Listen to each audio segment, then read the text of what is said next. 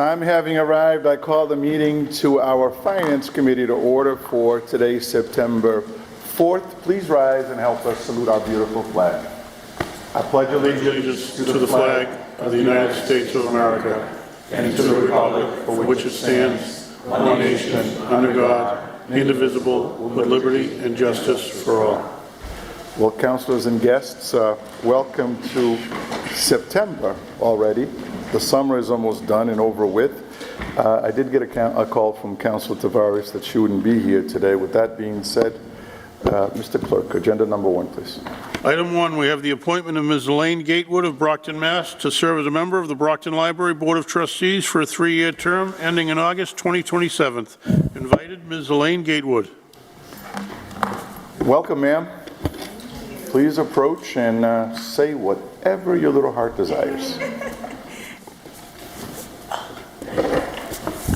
Thank you all for having me again. It's like deja vu when I was here filling for the vacant for the school committee role. So I definitely, service is my love language. And when I saw the opportunity to serve, I followed up with Mayor Sullivan.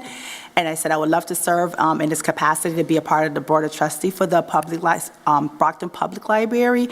Not only do I love reading, but I think it's a good way to bring community together, bring different cultures into the library, and see what we can offer for a service and resources to ensure the library is an intact part of the community. This is an integral part of it. So I'm definitely here to support and serve with others to make it continue to thrive and grow as we continue to build upon the library, to expand it in many more cities. So thank you for having me. Motion to recommend favorably back to the full City Council. A motion has been question, Councilor Nikesh. Well, actually, on the motion, because it's been made in second, so on Motion? Yes. Thank you. Good evening, Ms. Gatewood. Thank you for being here. Oh gosh, I just lost my page. So the mission of the library, and by the way, thank you for your willingness to serve, as I said earlier, and I am familiar with your well-rounded resume because of your last application to serve, and so this is swell. The mission of the Brockton Public Library states as follows: it is a free, open, and essential resource that fosters literacy, stimulates imagination, and provides access to technology and information that promotes lifelong learning to strengthen our community. And I just wanted to get an idea, how will you further that mission as a member of the Board of Trustees? Oh, that's a great question. Thank you for that. I think the way I can do that is to bring in my skill as a social worker. I know I was talking to one of the library trustee, his name is escaping me right now, and we talked about looking at bringing a social worker into the library. Cambridge Library does that already, and how we can be innovative to think outside the box instead of doing the same status quo, like bringing a social worker in to really tend to the needs of the community. And then also with technology changing and evolving, how can we ensure there's computer literacy classes happen, there's reading program happening, how can we get students from in the school system in Brockton really be engaged and really be a part of the library, whether creating groups for them or creating different workshop, whatever the needs may be, and getting the idea, what does the community want from the library? How can we be more visible, and how can they know who we are? That's great. I wish you much luck with that. When you succeed at that, we succeed. Thank you. Thank you, Mr. Chair. Councilor Thompson. Thank you, Mr. Chair. Now, good evening, Ms. Gatewood. I just want to thank you personally for stepping forward and seeking to serve the city of Brockton in this capacity. I know when you were before us seeking the school committee seat, we had a nice conversation regarding that, and you know, I know our conversation led to please stay involved and see what's available for you to serve, and the fact that you found that the seat's available and that you step forward to try to serve in this seat, you know, just goes to show your commitment to our city, your desire to serve, and bringing your unique background and experience to the city of Brockton. So I'm just much appreciative of your willingness to step forward, and I thank you. Thank you, Mr. Chair. Thank you, Councillor. Anyone else? With that being said, a motion has been properly made in second to recommend this item favorably to the full City Council. All those in favor? Anyone opposed? It carries. And thank you, Ms. Lakewood. Thank you. Please continue to love our city as much as the rest of us do. Thank you. I will. Number 2, sir. Item number 2, ordered, a waiver of the City of Brockton's residency requirement under Section 2-110 of the city ordinances for interim city auditor Irene Giannopoulos. Invited interim city auditor Irene Giannopoulos. Mr. CFO, you wanted to say something first? Good evening. Thank you, Mr. Chairman and members of the council. I am not Irene Giannopoulos, but just wish to address That's you a good thing.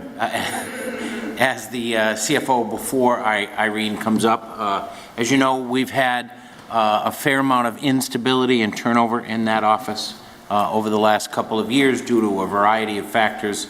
Irene stepped in and came as the assistant city auditor, had worked for years on the Treasury side, but came to learn the world of auditing, and has done so not only with grace and patience, but with rapidity, and in a very short amount of time has become an invaluable member of the team. In fact, you'll see in a future agenda, I believe your next agenda, that the mayor has recommended her for permanent appointment, which she has accepted. So Irene is willing to make a long-term commitment to the city due to personal circumstances, which I know she provided to you in written form. She has a need to maintain her home where it is, but she is tremendously valuable for this city, has brought stability, professionalism, consistency to that office, and is working closely with the Department of Revenue. And so I would just ask that you support this application, and I wholeheartedly endorse it myself. Thank you. Thank you, sir. Eileen?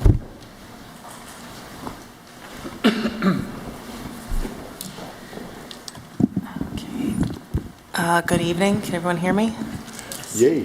Thank you for taking the time to meet with me today, this Honorable Council.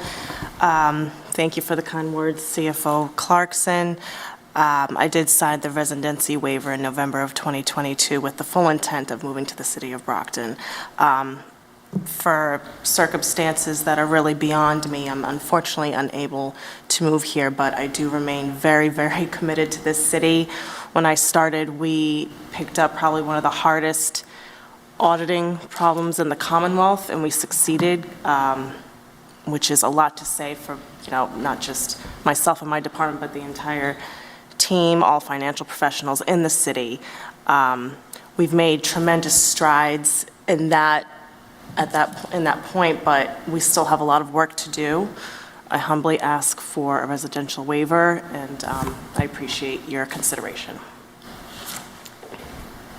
Councilor Farwell, Nicastro, and then Thompson. Thank you, Mr. Chairman. Colleagues, I speak somewhat frequently with, pardon me, the auditor, and she exhibits the exact type of leadership that I think we need in this city. Attention to detail, watching revenues and expenditures, verifying paperwork. I can't say enough about the fact that in this city, but in every city, you need someone who not only takes the process that we have now in place, but is willing to look at perhaps changing some of those processes or those policies so that we're even better. And I've talked with Irene about, in the future, changing some of the ways that we do things so that we're even better at what we do. And it is very important to watch expenditures. She has captured some that clearly other people might have approved, and she's not willing to do that. She's not willing to be a rubber stamp. And I think that is so important, to have an independent person, an objective person, apply the laws of the Commonwealth, the rules and regulations of the Department of Revenue, and the ordinances of the City of Brockton to her work. So count me among those who support her without hesitation. I do understand residency 35 years ago was something that was important. But what's important now is that we have the best and brightest people in our career positions, particularly in the finance world. And I am more impressed with the competence, character, and integrity of someone than what their home street address may be. So I will be voting in favor, and I thank her for her commitment to the city of Brockton. Thank you, Mr. Chairman. Yeah, thank you, Councilor. Councilor Nicastro. Thank you. Good evening, Irene. Good to see you. And so I echo Councilor Farwell. Irene, anytime I call with a question, she answers me and then some. And I just want to point out, I have a copy of the residency requirement ordinance of the City of Brockton, Section 2-110. And in the back, it talks about the mayor, with the approval of council, is authorized in his discretion for good cause shown to permit any employee of the city to remain in its employ without complying with the provisions under 3 circumstances. And as we have discussed, I believe you satisfy at least one of these circumstances in your situation. And so I support this. I appreciate your hard work, especially during the past year as we encountered all sorts of financial challenges arising from the public schools' financial deficiencies. And I thank you for your work thus far, and I look forward to working with you in the future.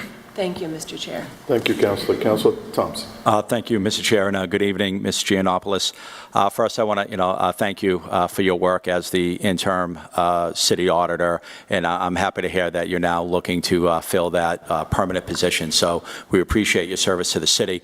I have, like Councilor Farwell, I just want, competent, qualified people working for the city of Brockton. You are clearly confident and capable of doing the job, so I have no problem supporting your waiver request. But as you stated and other city councilors stated, we just went through, a pretty difficult time over this last year regarding the school department and the deficit we found the city in. And, your role as city auditor weighs heavy in this type of situation and your ability to identify, these deficits. And so I think it's important if you're stepping forward for the role of auditor, I was just wondering if you maybe in your own words would be able to tell us what you believe your role and responsibility are as the city auditor.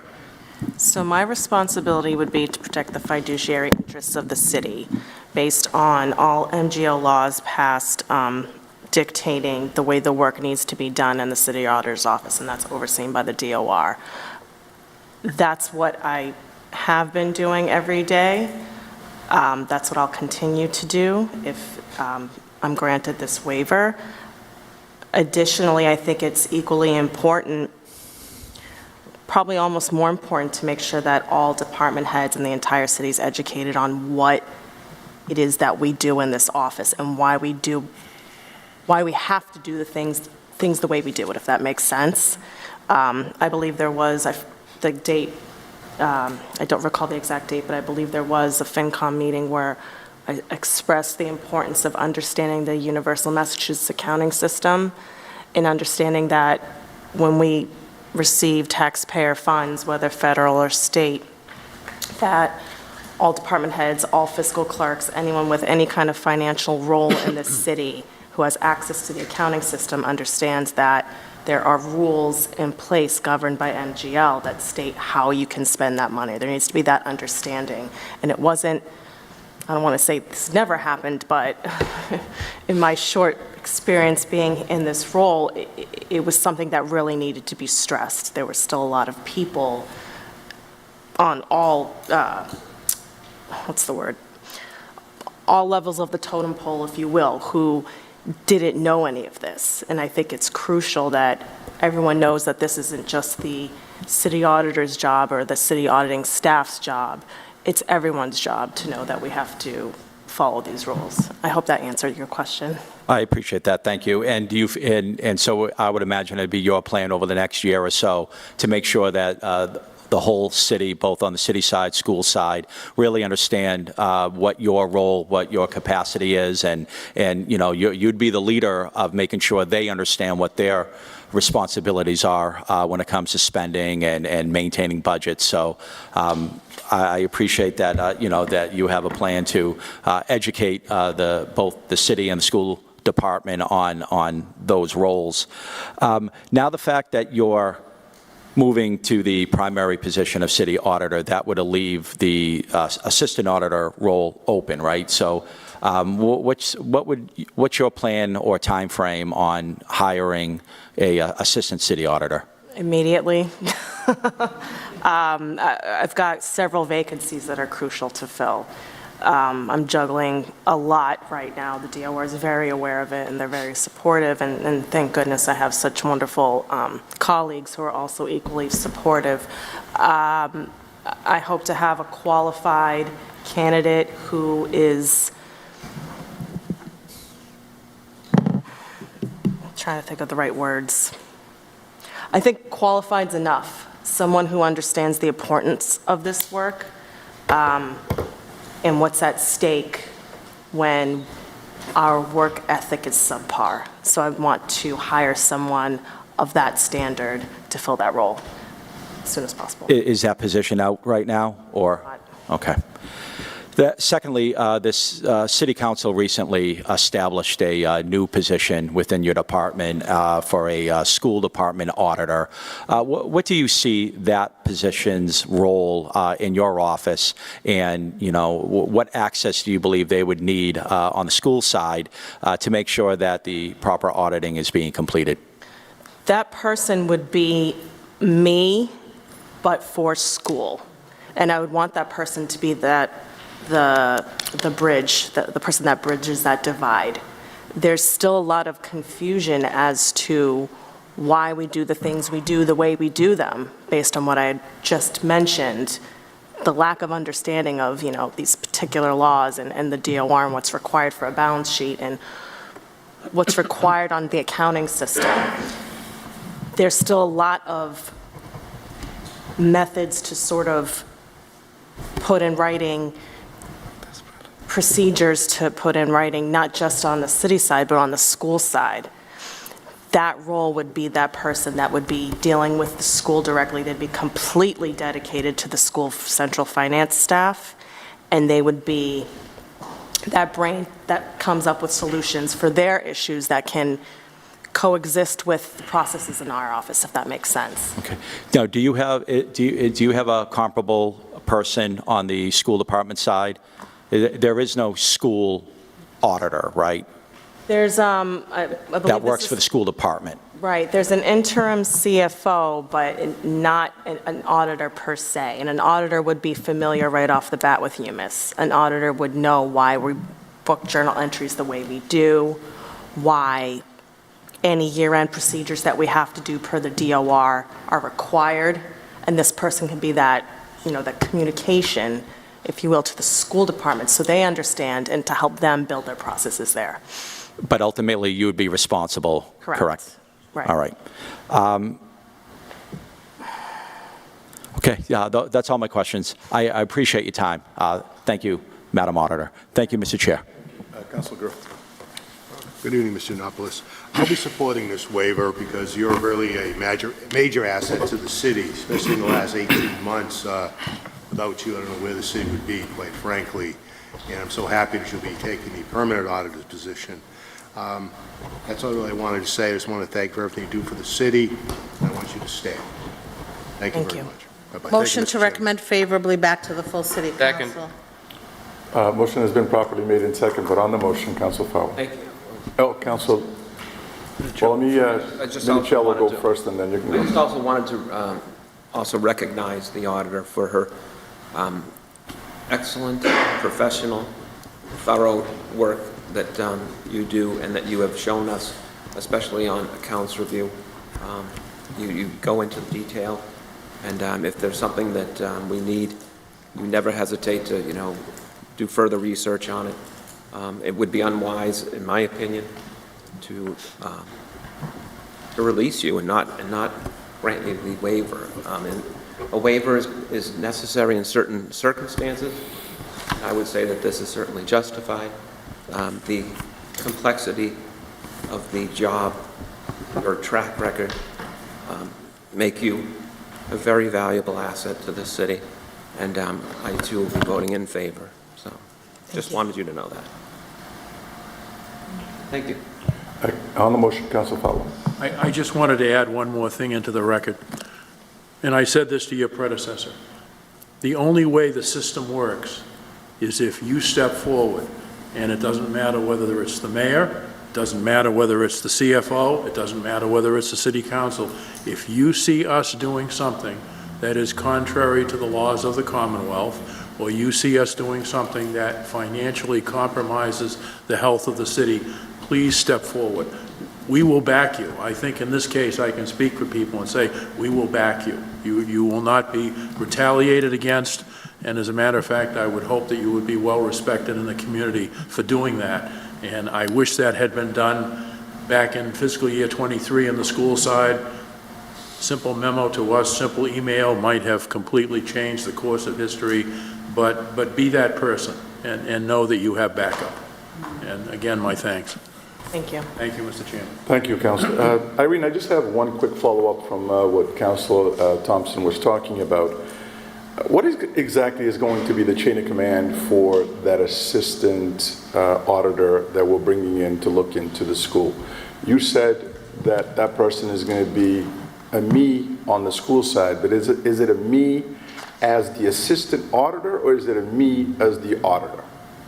I would say it's a me as the assistant auditor. Okay. So I plan on this position being in my office, sitting in my office, being a part of my office, but they're going to be at the school department's disposal. Right, but If that being, makes as far as the sense. chain of command is through your office, through Right. you.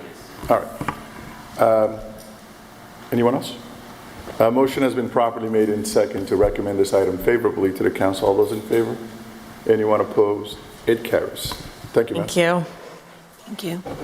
Number 3, sir. Item 3, order that the Brockton City Council, acting on behalf of the City of Brockton, approve the request of a right of easement for National Grid.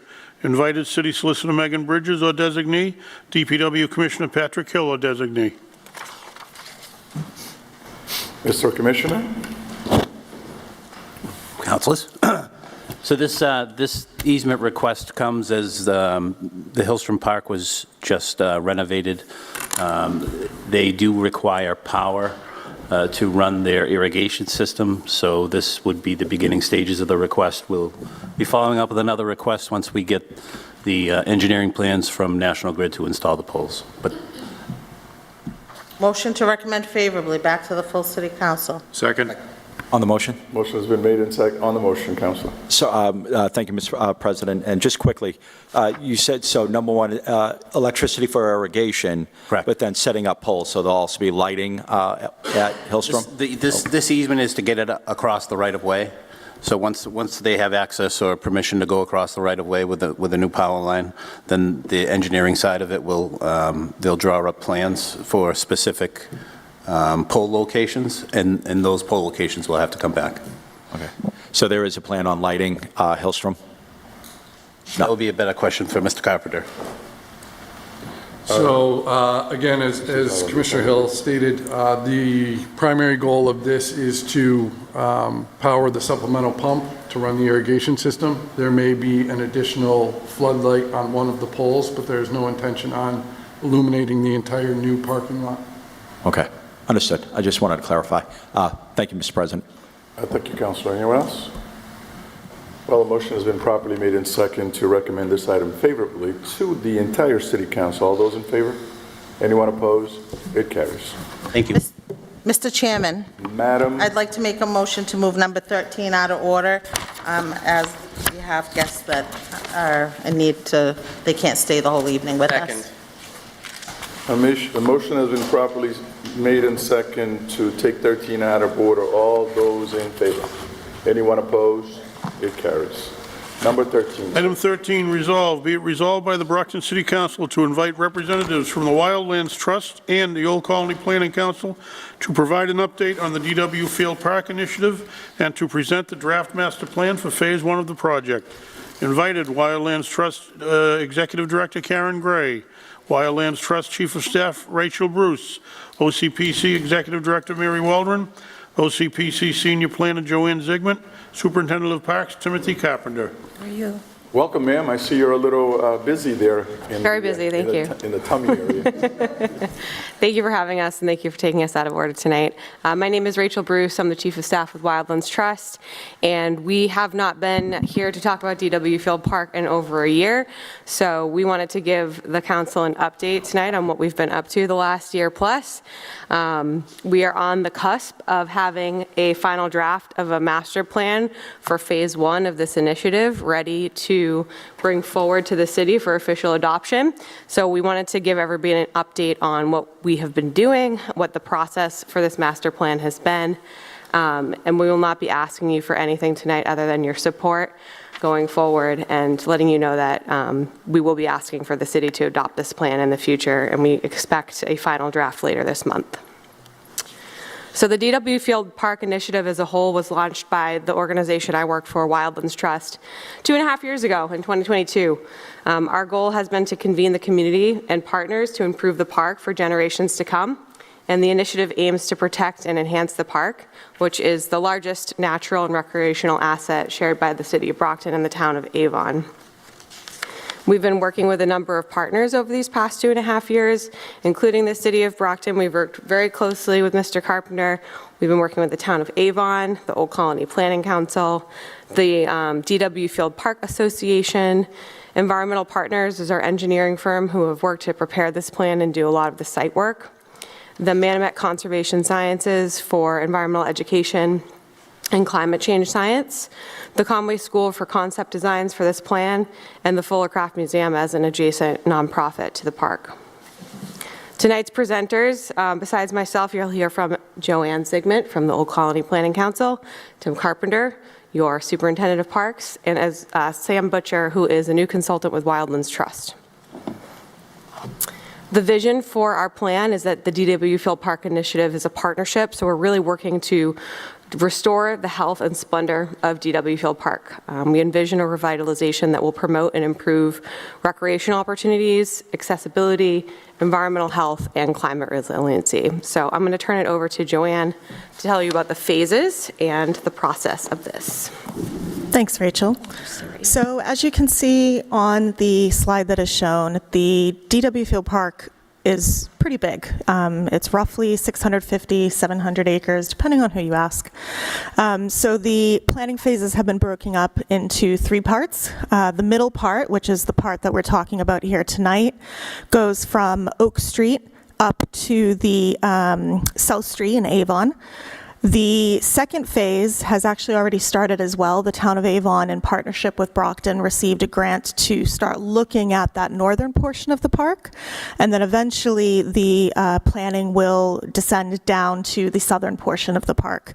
DW Field Golf Course is a part of the park, but it's managed separately, and so there isn't going to be any master planning process for it.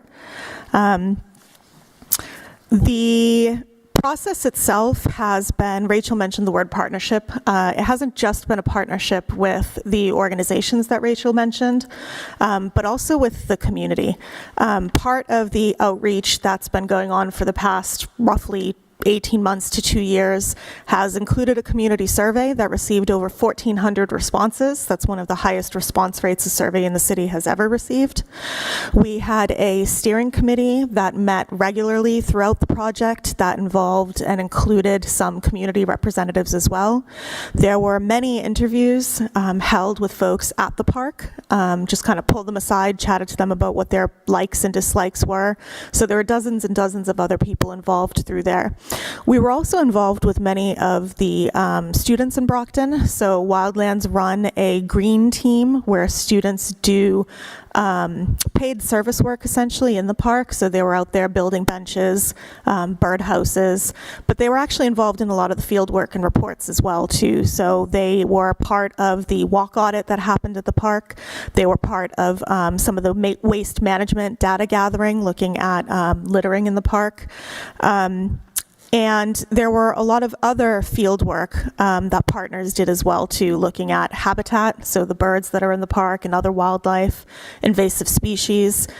Early on in the project, Wildlands Trust engaged with the Brockton Area Transit, looking at public transportation to the park area. And actually, as one of the first results really from this initiative, they were able to work with BAT, and BAT put up a one of those really nice huts right on Oak Street for folks to be able to actually stop at the park and enjoy it. So there's been a lot of field work, a lot of reports. All of this is available on the website, so you can go through it in quite a lot of detail. But it has truly been a partnership, and that includes with the community.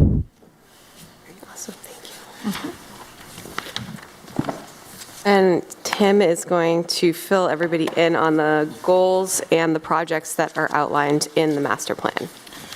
Good evening, councilors. First, I'd really like to thank Wildlands Trust, OCPC, Rachel specifically. They've dedicated a lot of time and effort towards this plan in a really sort of philanthropic way that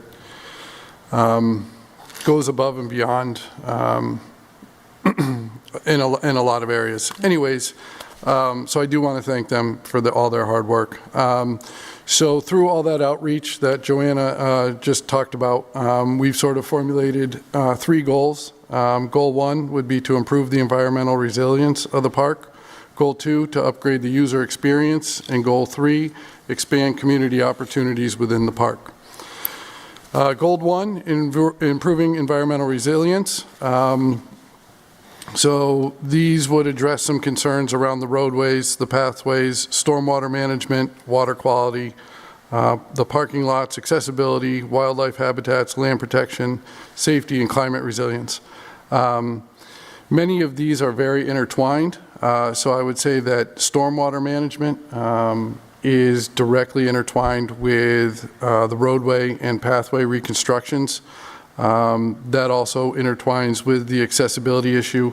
Parking lots, obviously anybody that's tried to get into the park at 7 in the morning knows that that parking lot off of Oak Street is chock full and people are parking along both sides. So that's an important topic to address early on, hopefully in this process.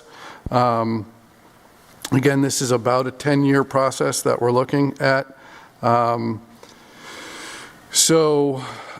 And in terms of climate resilience, there was a sort of heat island survey that was done earlier this past summer, in which it was noted that DW Field Park on average was approximately 10 degrees cooler than the surrounding area. So it really does provide an area for people who may not have access to air-conditioned buildings and whatnot to escape some of that summer heat that we all expect probably to increase over the next couple of decades. Goal 2 is to upgrade the user experience. So that means improve the park in various areas through amenities, facilities, improvements to the waste management, signage and wayfinding, and public safety features. Obviously, again, some of that is going to be around some of the roadways. I think many of the activities in there in the park currently utilize those roadways, and I think the condition now is not always suitable to that. So that will be one of the first things that I think we try to fund and address. There are a bunch of sort of what I would call low-hanging fruit projects in this area. One might be accessibility to the island, in which Wildlands Trust put in some paths a couple of years ago. So simply an accessible bridge to over to that trailhead is sort of some of the lower hanging fruit. Excuse me. But this goal sort of helps meet the essential human needs and supports and improves the community health and creates a better user experience for all. Finally, Goal 3 is to expand community opportunities in the park. I think some of the plans developed through the Conway School are going to provide some areas that are underutilized currently in the park, which is going to significantly expand people's ability to utilize the park in ways that maybe they're not right now. All these goals, proposed capital improvement projects. You see before you the list. We need to advance the design and construction of DW Field Parkway, the Oak Street parking lot, the paved Waldo Lake footpath, Tower Hill parking lot, Waldo Lake observation area, Waldo Lake waterfall. We need to improve accessibility. Replace parkway gates and public safety infrastructures, hopefully with electric gates that we can control on a timer so that we're not relying on my staff or the police to open and close gates. Water quality, it's an issue at the park. As you know, we pull our irrigation water from Upper Porter's Pond. So not having clean water in that pond specifically negatively affects the golf course. So the Brockton Reservoir is going to be another example to hopefully clean that area up. We want to develop specialized signage to get people around the park. Again, some low-hanging fruit there. and explore some options for some additional unpaved trails to allow people to experience parts of the park that right now they don't have access to. Now, none of this is going to be cheap. So as part of this process, we have set up what we are called a funding committee. And to speak on that, I think it's Sam's turn. It is, thank you. Thanks, Sam. Thank you very much. Hopefully you've been impressed with this being a very important and really significant project, and now it's a matter of raising money to do that. The funding committee is going to be set up with representatives of Wildlands Trust, the City of Brockton, DW Field Park Park Association, and the Town of Avon. What we are going to try to do is research and apply for grants to implement the project from state, local, and from private foundations. From that, we hope to build a pool of funding and provide matching funds for a lot of these grants to get a lot of these initiatives moving forward.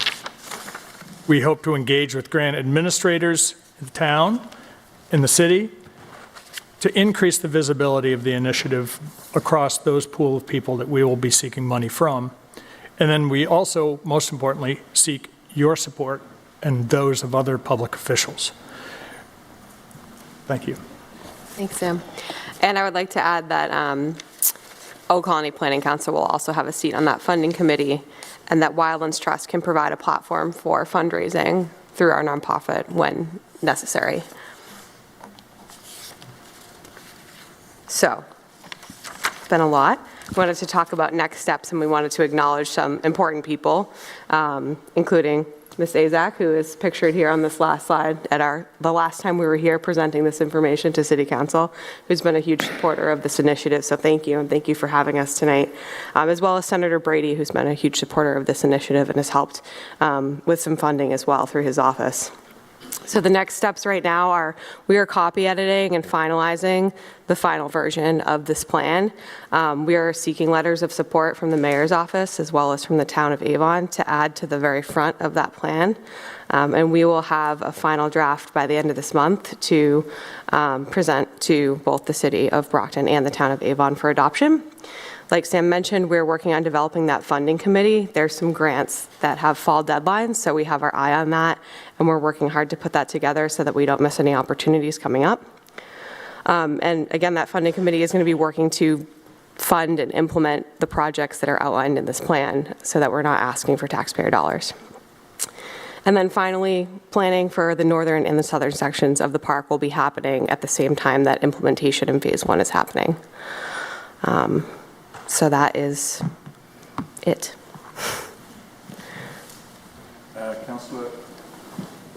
Councilor Isaac, please. Thank you, Mr. Chairman. Good evening. Thank you. I can't thank you all enough for your time, hard work. Honestly, DW Fields Park is a jewel in our city, and I think sometimes we take advantage of it just because it's there. As Brocktonians, it's always been there. I know growing up it's always been there, but it really means a lot to have this attention being paid to it, the research, the involvement, getting the community involved. So I can't thank you all enough. OCPC, Wildlands Trust, and of course our Superintendent of Parks. Thank you. My question, just a few, just for the public. I know, Joanne, you mentioned the website. I know we put up the slides, but can you give it to people at home? That way, if they're interested in finding out more, they can go onto the website. Yes, it's dwfieldparkinitiative.org or dwfpi.org. And the draft of the master plan is available to read in full on the website. Perfect. And I know you've had community meetings. Will you be having any more, or is that part done? The public outreach was from July 11th through August 5th. So we had a number of public meetings as well as an online form available to give feedback on the draft of the plan, and we've since closed that and have compiled that feedback for the final draft. Perfect. And I know you mentioned the funding committee, and at the beginning of your presentation, you said that, you know, you're looking for the city council's adoption of this. So what is the next step, and just explain that briefly, because financially, I don't think, it doesn't involve it financially, but just to be able to move forward, you'll need us to approve it. Yes, so once we have the final draft ready to share and we receive our letters of support, then we can share that digitally. We can bring print copies in as well so that everybody has a chance to review it. And we'd be asking for the city to formally adopt it. Was there a timeline? Is there a date, a deadline date? There is, just September. So like I said, we're copy editing the final draft right now and hoping for a letter of support from the mayor's office. Sure. And that we'll do our best to help it move along. Thank So, you. Thank you. Thank you again. I can't thank you all enough. And a DW Field Park isn't just for Brockton. There are more people that come from surrounding towns that come and enjoy our beautiful park. So thank you again. Thank you, Mr. Chairman. Thank you. Thank you, Councilor. Councilor Thompson, Lally, and Power. Thank you, Mr. Chair, and a good evening, Ms. Bruce.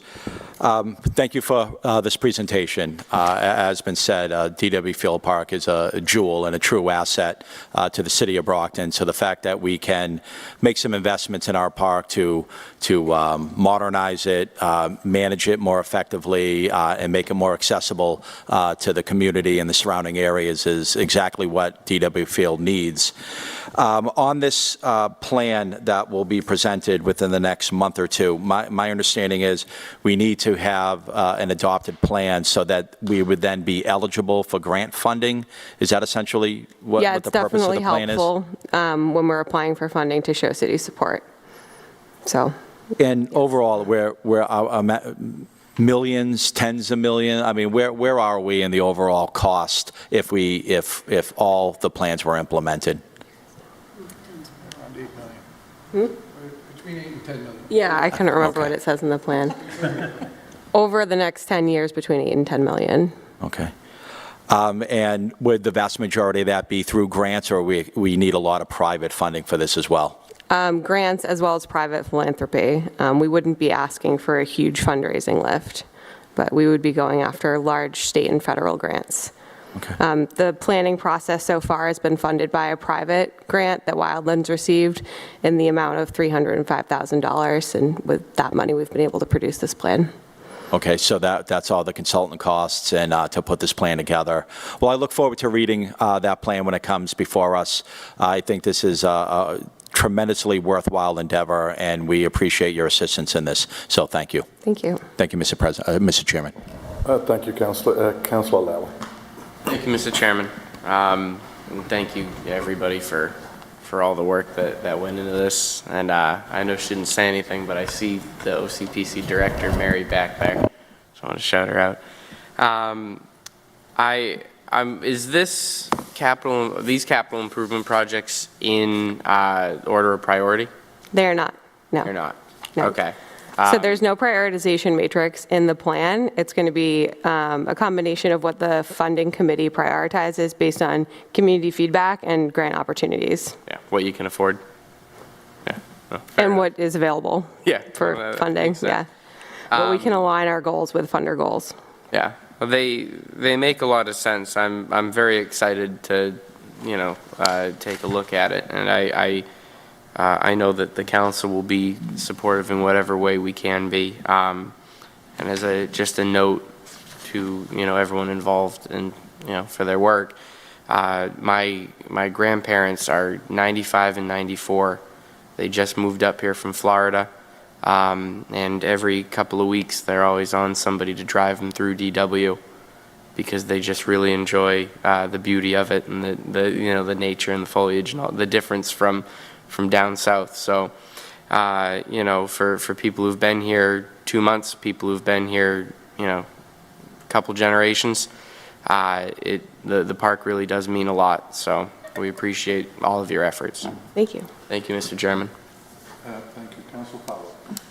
Just very quickly, we received significant funding for the Cosgrove Pool, which is a recreational opportunity, and I would hope that maybe you could at least get the same amount of money for the park. And I would hope that the mayor, when he visits with the congressional delegation, would advance that premise to Senator Warren, Senator Mackey, Congressman Lynch, I also read, and I know Ms. Waldron has worked in state government, I also read with some amusement some of the earmarks that we always see when the state budget comes out. So 10 million seems like an overwhelming amount of money, but given the way I've seen some money thrown around this year, I don't think it would be unusual or I think we should have a place at the altar of giving out earmarks. I guess that's what I'm saying. So, but anyway, we can help you. But I hope you'll go in that direction. Press the mayor and press our state delegation for some earmarks. And we did receive a $75,000 earmark as part of this planning process through Senator Brady's office. So that was very helpful in the planning. And we also received a $1.5 million through the town of Avon through the MVP program that helped with planning in the north, as well as the acquisition of 30 additional protected acres that are adjacent to the park. So there is lots of money out there, and we plan on continuing to apply. Well, thank you. Yeah. Thank you for all you're doing, and I'm glad to see that you're trying to capture as many dollars as you can. Thank you. Madam? If I could, Mr. Chair, on that note, Councilor Farwell, the initiative of private-public partnership is so critical for this park. The history, I've always prided myself on just knowing about what this park was about until Wildlands Trust really started putting that history onto paper, and of course working with Tim. The park is personal to those of us who are using it. It was a place when I had cancer where I found respite. It was a place where, when my husband passed away, where I found respite. But it's just not about me personally. There's 1,400 surveys that were taken. And so we will do everything we can. There's been a lot of pro bono work by Old Colony Planning Council. There's a lot of pro bono work by Wildlands Trust and others. So the private-public partnership, we will continue to look for ways to fundraise private foundations as well as through public. We know that the ARPA funds have been dried up for the most part, but we'll continue to be aggressive after that, and certainly we'll work with the councilors in keeping you apprised. Well, thank you again. Thank you, Mr. Chairman. Thank you. Thank you, Councilor and Mary. Anyone else? Motion to recommend favorably back to the full city council. A motion has been properly made and second to recommend number 13 favorably to the council. All those in favor? Anyone opposed? It carries. Thank you very much. For coming in. And take care of that little bundle of joy. Number 4, sir. Item 4, ordered that the City Council authorizes the acceptance and expenditure of the total grant funds in the amount of $12,495 from the Mass Council on Aging to the Council on Aging. Invited Director of the Council on Aging, Janice Fitzgerald. Chief Financial Officer, Troy Clarkson. Ms. Fitzgerald, welcome. Good evening, everyone. Oh, I was so close. I thought I would have been up and out and home by now, but things happen. So this is a grant from the Mass Council on Aging. It was our second attempt at applying, and it's a very competitive grant. Thank goodness for our grant writers, Jane and Erin. They did a fabulous job and was able to secure the funds for us. We're going to use the funds to do a freshening up of the COA brand, work on our website, come up with a new logo, some marketing materials, so it'll be put to good use. Motion to recommend favorably. Second. A motion has been properly made in second. All those in favor? Anyone opposed? Thank you, ma'am. Thank you. It carries. Item 5, ordered, raise and appropriate the sum of $250,000 to finance purchase of services. Invited Chief Financial Officer Troy Clarkson. Mr. CFO, the chair is yours and the mic is yours. Thank you, Mr. Chairman and members of the council. Again, good evening. I'd like, with your indulgence, Mr. Chairman, to speak broadly to this and other items on this agenda that have as a funding source raise and appropriate.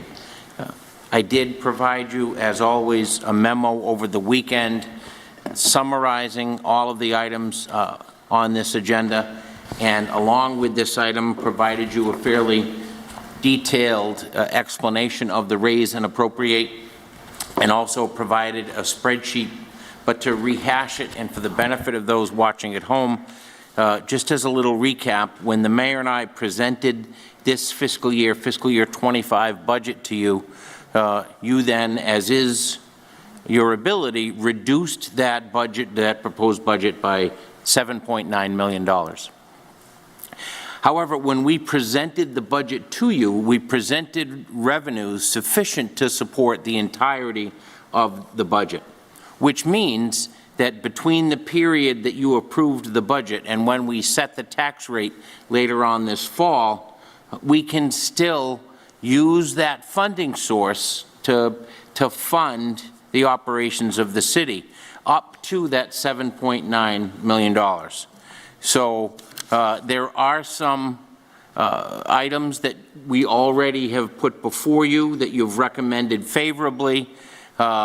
The court judgment from the law department, the restoration of services to the library, and the restoration of personal services to the mayor's office.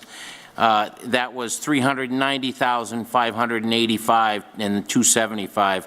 Tonight, you have this item for $250, and of course, the large amount that we propose we put in stabilization of $6 million. So I just want to clarify that all of the funding that we're recommending through this raise and appropriate is still within the total and original amount that we proposed for the FY25 budget. So we're not recommending spending any more, but just within that initial level. If we don't appropriate that money before we set the tax rate, then it is not available. It's no longer available as a funding source. And that's why it's important to appropriate the money before we set the tax rate. On this particular item, at the request of the council, as you recall, we consolidated the consultant services into the finance budget. And you then, again, as is your ability, reduced that amount.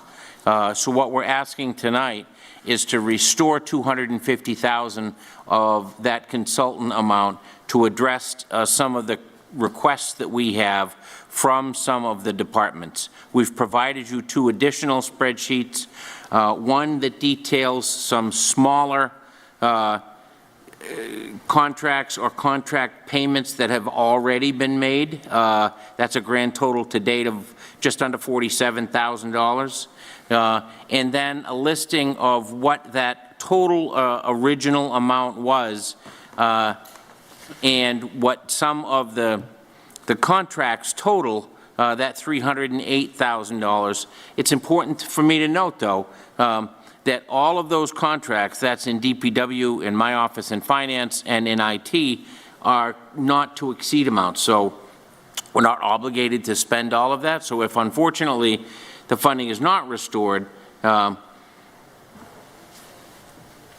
we're not in a situation where we've made obligations that we can't meet, because those contracts are what we call NTE, or not to exceed amounts, and so we have the ability on an hourly basis to get services from those contracts. But if we don't have the funding, we simply don't engage those services. But we believe that they're for services that are important to the operations of those departments and to the city. So I'm happy to answer any questions on either the larger item of the raise and appropriate and how that all works, or on this particular request to restore what I consider to be this modest amount to the consultant's line in the finance budget. Thank you, Mr. Chairman. Just to move this along, I'd like to do them individually. I'm going to recommend favorably item number 5. I think in a city the size of Brockton, having $250,000 available to department heads who need consultant services is perfectly reasonable. I think it's needed, and it's not an excessive amount.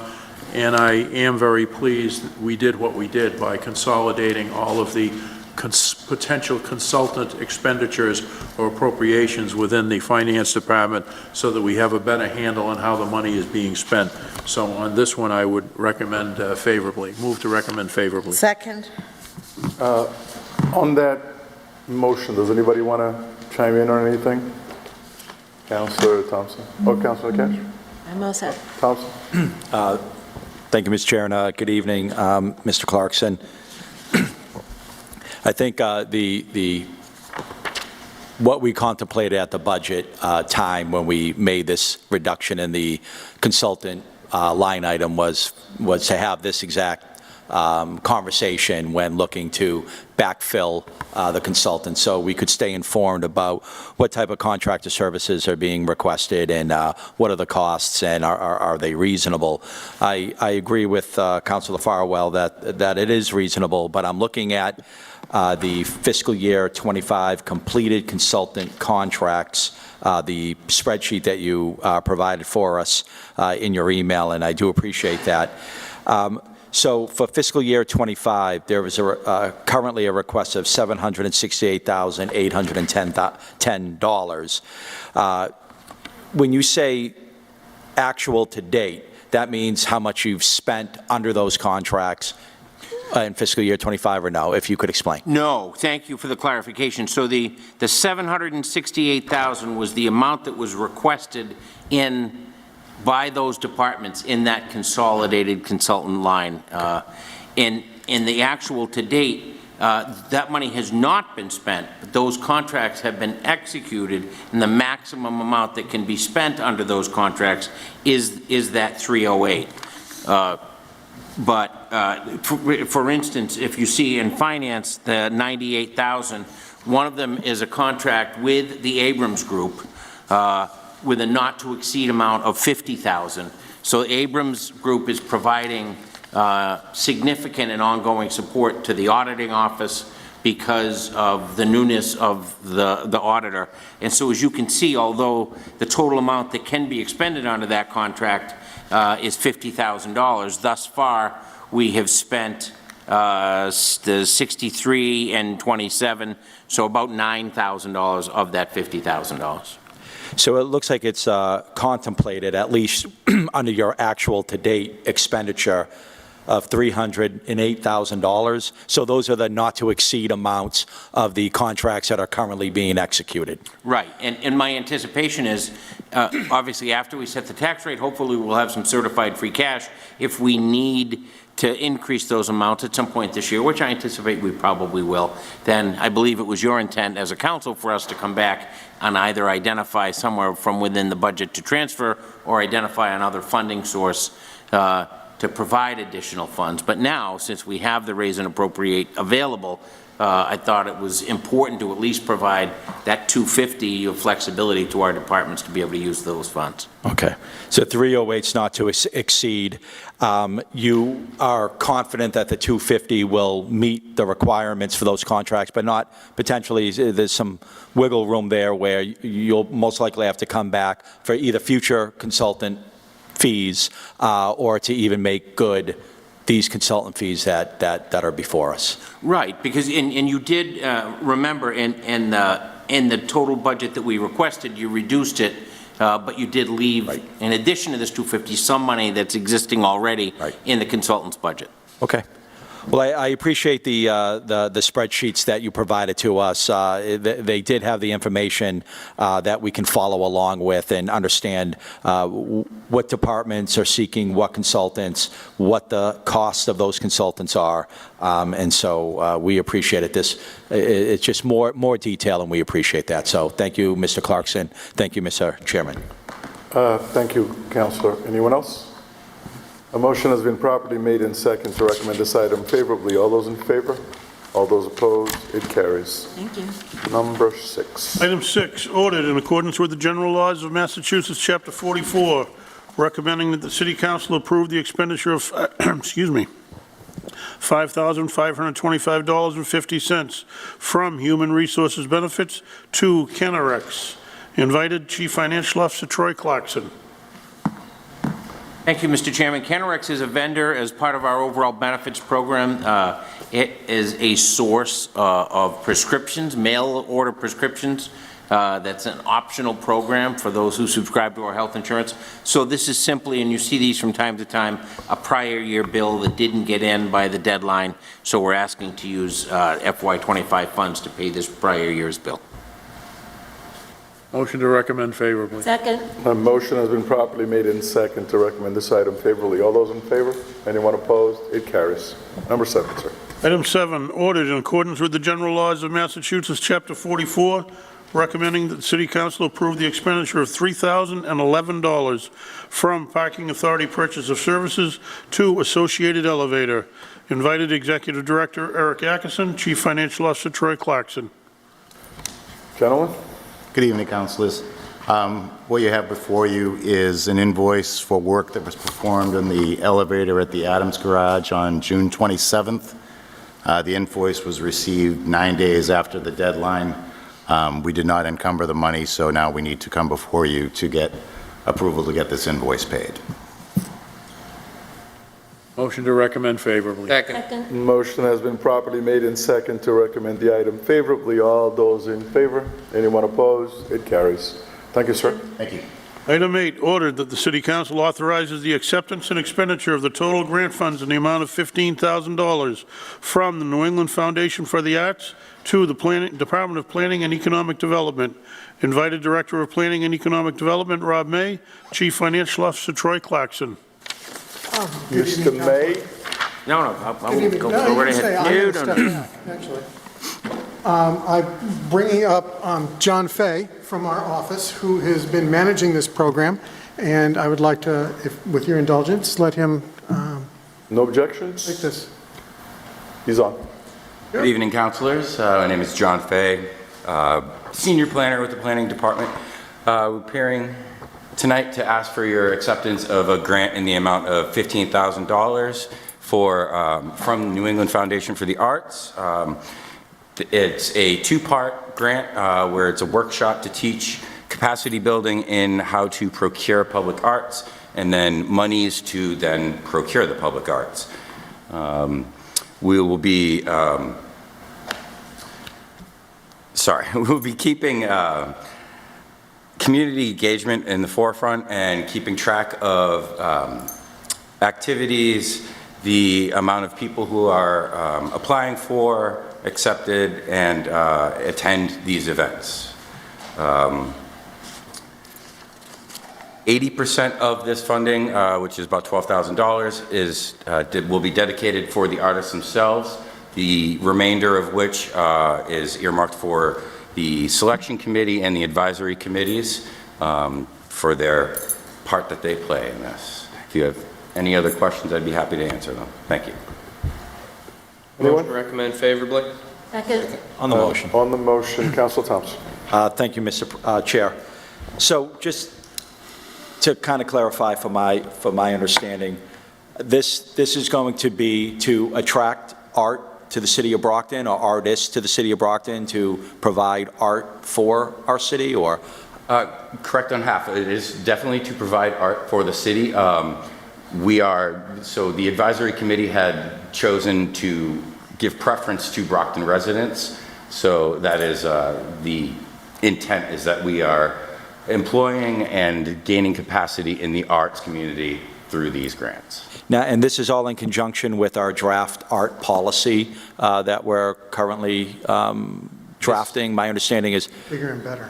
Sorry, this is running concurrent to that, but it is a separate entity, a separate process. And where would it be contemplated that this art would be located? So we are intending on having it somewhere on the public realm that is part of the workshopping. We don't quite have yet where they're going to be. We were waiting to move forward with the planning, the nuts and bolts of the planning aspect, until we got the monies. And then it would be kind of a whole range of type of art. I know we had some of those, the sneaker type of thing. Maybe this could be at the library or displayed throughout the city, or what's kind of the idea of what type of art would it be? Paintings, murals, Absolutely.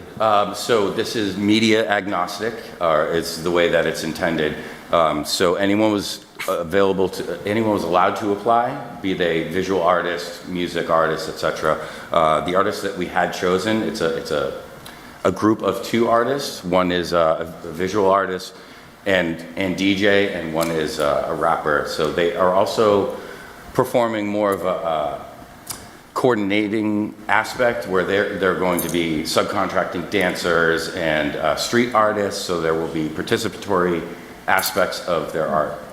So it's many media. So within some sort of civic event or city event That is what is envisioned, yes. Okay. Yeah. Now, when? I know we're coming up to the fall, winter. Would we be looking for spring, summer, or are we contemplating in the fall, winter timeframe? So they did need some lead time. The artists do need some lead time in order to get all the pieces in place. So we're intending to get it done by the end of the calendar year, but at the very least, the fiscal year. Okay, great. Any match for this grant? There were no matches. Okay. No, it's just... Shouldn't play with matches. Great. Well, we appreciate that presentation, Mr. Fay. Thank you for joining us. That's all. Thank you, Mr. Chair. Thank you, Councilor. Anyone else? Councilor Powell. Just, Mr. May, I say this somewhat humorously, but the world is a very different place, and art has a very broad definition. Promise me that whatever you do, I'm not going to wake up to find out Brockton is on CNN or cable news network somewhere else because of something that has been This needs to be family friendly. Is taking place. I've had enough surprises, I think, in the last couple of years. So. Yes. Thank you. Thank you very much, sir. Thank you, Councilor. A motion has been properly made and second to accept this item and recommend it favorably to the council. All those in favor? Anyone opposed? It carries. Thank you. Number 9. Item 9, ordered that the City Council authorize the acceptance and expenditure of the total grant funds in the amount of $668,038 from the State 911 Department to the Brockton Police Department. Invited Chief Financial Officer Troy Clarkson, Police Chief Brenda Perez or her designee, Brockton PD Grant Writer Eugenia Lopes. Councilors, I did receive a call from Chief Perez that she would be unavailable tonight due to a prior engagement, but her able and properly designed grant writer, Eugenia Lopes is here to provide us some information on this. Go ahead, ma'am. Good evening. Thank you, Mr. Chair. Good evening, members of the council. The State 911 Support and Incentive Grant reimburses the department for any salary and overtime for our dispatchers and our ETDs. This year, with this funding, in part due to our ability to respond to behavioral crises, thanks to our co-response model with our clinician, we were able to receive an extra $100,000 in funding. Any questions? Councilor Thompson. Thank you again, Mr. Chair, and good evening, Ms. Lopes. Just a quick question about our 911 services. You say this money goes for the staffing of those dispatchers. What's the status of our staffing levels over at if you know, over at Brockton PD? Are we fully staffed in this department? I believe we are. I can get back to you on that. I'm not 100% sure, but I'm almost positive that we are. Okay. And I know some of our dispatchers, I believe, require certain levels of certifications. Do we have the appropriate certifications in that department? If that's something you could also get back to me. I just want to make sure that, we're appropriately staffed, and if there's any assistance that this council can do other than, approve this grant, we're here to help. So it's an important department. I'm glad we're getting state funding for it. I just want to make sure that we're fully staffed in this area. Absolutely, and again, I do believe we're fully staffed, and I can confirm with that and get back to you tomorrow. As far as the training piece, that is actually next on the agenda, so I can touch up a little bit on that if you like. That'd be great. Thank you. Thank you, Mr. Chair. Thank you. Anyone else? Motion to recommend favorably back to the full City Council. Second. Motion has been properly made and second to recommend this item favorably to the council. All those in favor? Anyone opposed? It carries. Item 10, ordered that the City Council authorizes the acceptance and expenditure of the total grant funds in the amount of $290,236.30 from the State 911 Department to the Brockton Police Department. Invited Chief Financial Officer Troy Clarkson, Police Chief Brenda Perez, or her designee, Brockton PD Grant Writer Eugenia Lopes. The able and capable, Ms. Lopes. Thank you.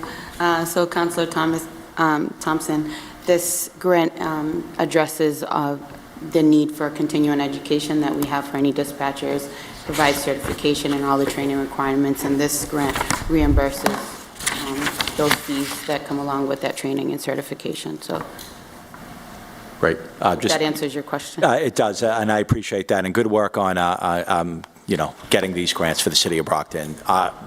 Probably goes understated how much it's needed for our city and the great work our 911 dispatchers do.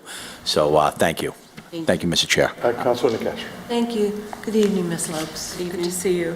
So I added up the two amounts, and items number 9 and 10, the grants total $958,300 approximately. Do those two numbers represent an increase over what we received last year? I believe there's a slight decrease in the training grant, and that just has to do with staffing levels overall in the department.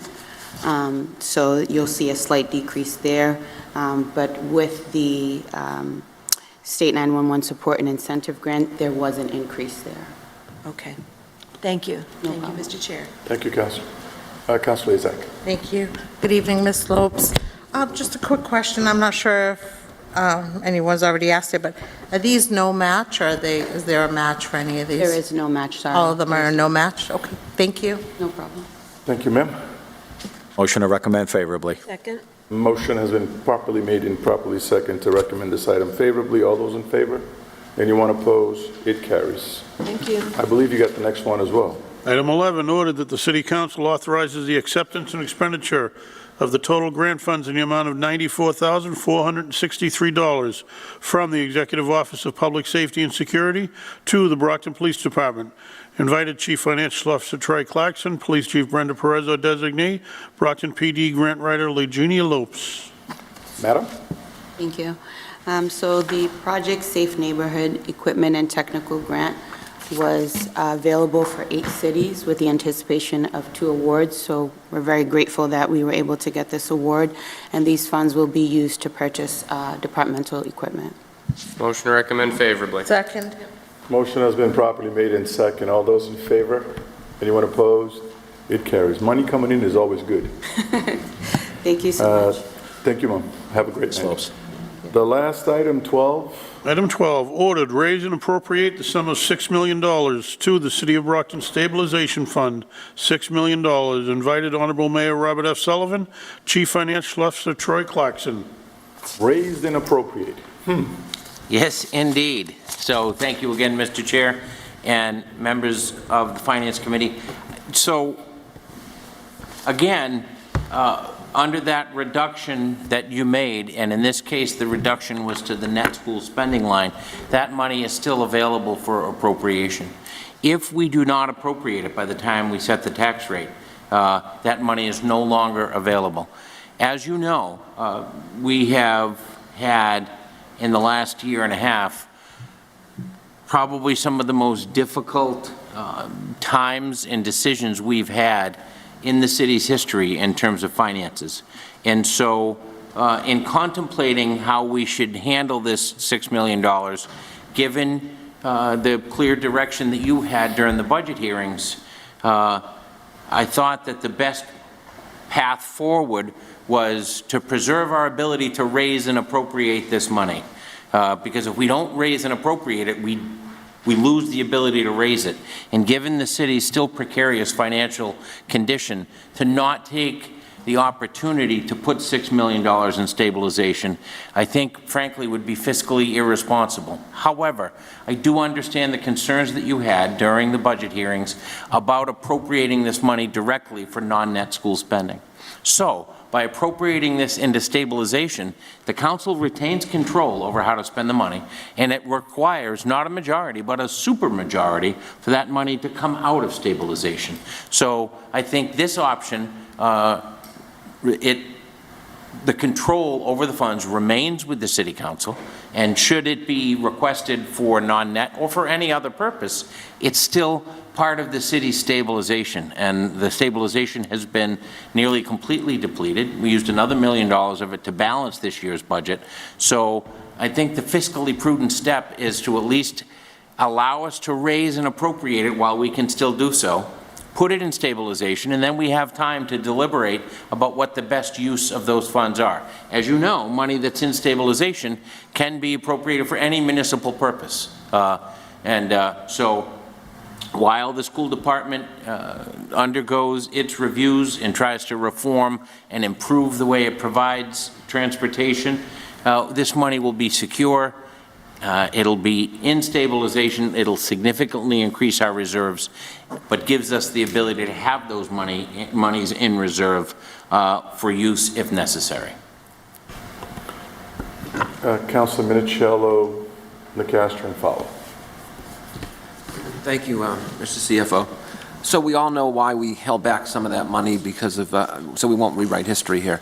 But have you seen any work with respect to future projections on the transportation?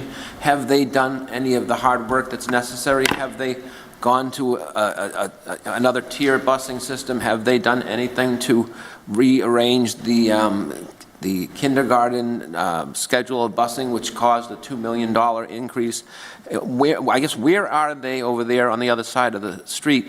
Actually, it's one side of the street. We're all one street here. So have they done anything to improve their situation in terms of minimizing or reducing their expenditures from the year before, where they overspent with busing?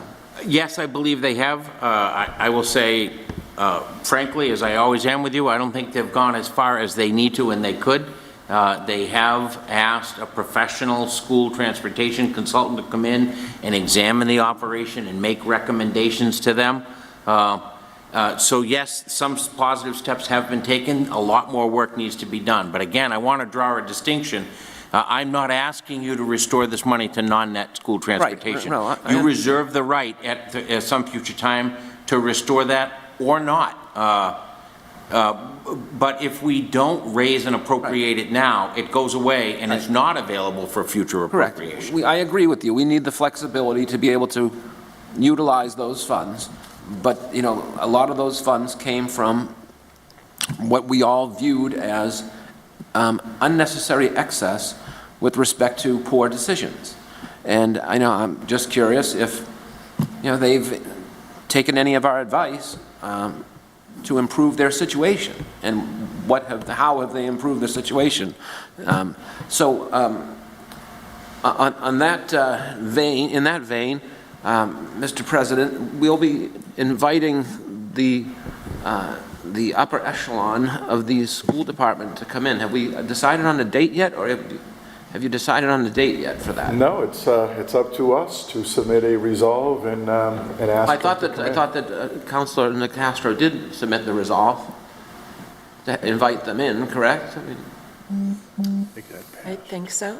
But I think we were holding off. I thought that was approved, and we just needed to set the date. Yeah, we were holding off. Perhaps what we ought to do is submit a separate resolve specifically for the transportation and deal with transportation, because I think your issue is more of a global issue. I think that's probably a better way to do it, so we can focus solely on transportation. I'll file a resolve. I'll talk to our council with respect to transportation to see where. There's nothing wrong with asking a question as to what the status is. I just figured the same night it might be good to have, since they're here, they could tell us where they're at the same night. So. But focus only on transportation, because there's other issues within the schools that we need to discuss, but at least focus only on transportation. So would you like a different night for transportation, or do you want them to do it the same? No, through a regular resolve, and they can come in and discuss with us. So if it shows up in the council's agenda the next time we come around, and then we'll schedule it at the end of the month. I mean, it makes sense. I mean, we just started the school year. I don't think it would hurt just to say, how did the school year start, where we are, and just to get a sense of transportation-related issues only. But we need to stick with transportation. Yeah, okay, but I think Councilor Nicastro's resolve in timing-wise should come first, since she already... No, because it was a more general thing, and there's some other things that need to be resolved before we can go forward with that. Okay, I'll file my resolve on transportation. So is Councilor Nicastro's resolve just in limbo, or is... No, we're just waiting, taking the time to get some ducks in a row before we do that. Very good. Thank you. Thank you, Mr. Clarkson. I appreciate it. Councilor Castro can kind of chime in on that. Mr. Clarkson, this is my question. What is the current amount of the stabilization fund? I will get that number for you. Again, we used approximately $1 million. We used $1 million to balance this year's budget. So, and we used $1 million to balance last year's budget. So I believe it was just over $3 million. So we're down to just over $1 million, but I will get the exact amount to you. Thank you. Thank you, Mr. Chair. I'm sorry, just to continue, that is the general stabilization account, as you know. You created and we funded the pension stabilization account a couple of years ago, and that has approximately $22 million in it. Okay. Thank you. Thank you, Mr. Chair. Thank you, Madam. And perhaps you would send that to all of us tomorrow. Oh, of course, yes, yes. Okay. Councilor Fowler. Thank you, Mr. Chairman. The remarks that I'm going to make dealing with having this money held in reserve for whatever purpose, including school transportation, because that's been, the door has been open to discuss this. What I'm about to say has nothing to do with newly appointed Superintendent Priya Tahiliani. She was not there last year. She was not here for the budget hearings. At our budget hearing, we were told that the school department was in the process of generating bid specs for special ed transportation services. Those are very costly. So today, I wrote to our chief procurement officer, and under state law, there is only one, and that happens to be Mike Morris, and I asked him, what is the situation with generating bid specs for special ed transportation? We passed an ordinance mandating that that be done. This body passed an ordinance saying you will go out to bid, and then you will post the successful vendors and the costs on the city's website so that people will know what is transpiring. And his response back, and I believe all of you were copied on it, my office has not received the bid specifications for the special education transportation solicitation. I believe the school department is in the process of hiring a transportation consultant to assist with various transportation operations. For a more detailed status, I would suggest contacting Priya Tahiliani, interim superintendent, or Ms. Boyer, interim school business administrator, and/or Jennifer Perez, transportation director. So I guess my frustration is it doesn't matter if you pass an ordinance.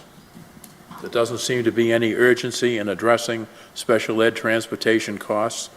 I don't know what it's going to take, but there definitely needs to be a conversation. That really is inexcusable. I mean, it takes a team effort to get us out of the situations in which we find ourselves financially. But if we have people who just ignore what one team ordains, which we have every right to do, then I'm not sure we're going to make much progress. And that might be a legal issue that has to go to our legislative council. So I'm in favor of putting this $6 million in the stabilization fund.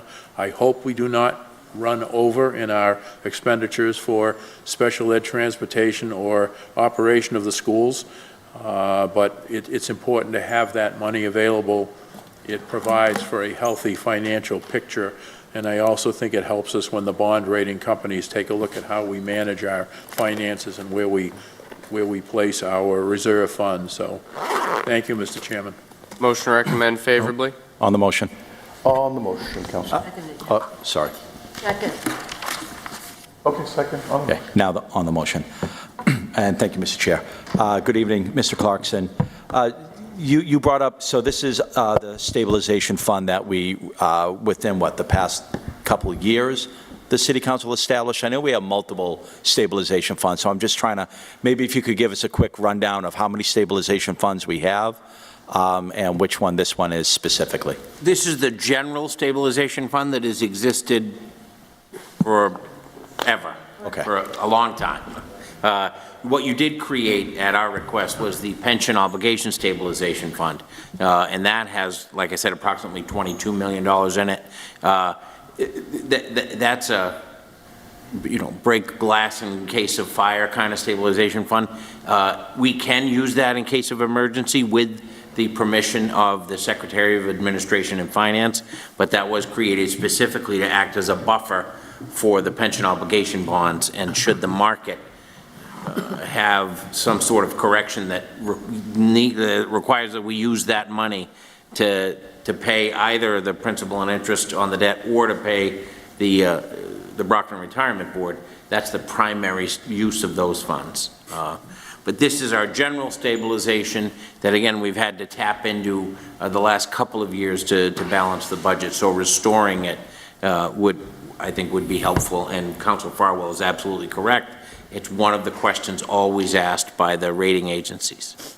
And then there's the other stabilization fund, that $7.5 million that we needed to take out for deficit and then return. Right, that's the Chapter 324. Thank you for bringing that up. The Chapter 324 fund that was created when Chapter 324 was passed in 1990, and that was also depleted to address the school deficit. As you know, we then restored that money with the collaboration of the Department of Revenue, but then used that again to be able to balance this year's budget. So those are essentially our three stabilization funds? Correct. Okay. And once we raise and appropriate and this money goes into the stabilization fund, is there a time limit or a time frame in which we can then access it? Or is it now, once it's in there, we can access it anytime? It's available immediately. The only procedural caveat for use of the money, it requires, as I mentioned a few minutes ago, a supermajority of the council to withdraw it. Okay. Thank you for that. And then just lastly, through you, Mr. Chair, to Councilor Farwell, I believe I had recently a conversation with some school committee members regarding that specific issue regarding our ordinance.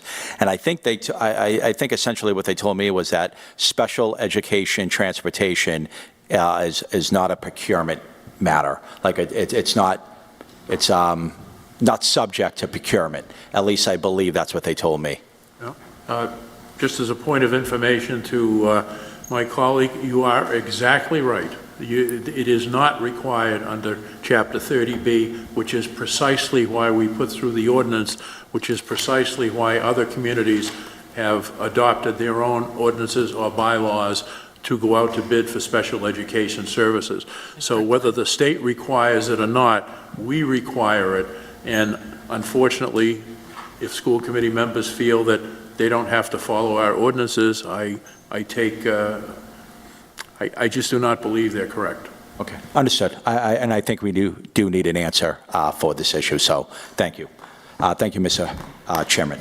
Thank you, councilors. A motion anybody else wants to chime in on this? A motion has been properly made in second to recommend this item favorably to the entire city council. All those in favor of it? All those opposed? It carries. Thank you, sir. Mr. Clerk, this is it, right? Yep. Councilors, any issues that you want to bring up? Yeah. This is it. Just a quick reminder that Monday we'll go back to our regular scheduled meeting, and then from that point on, we're going to technically every week, Council, FinCom, Council, FinCom. Did you want to say something, Council?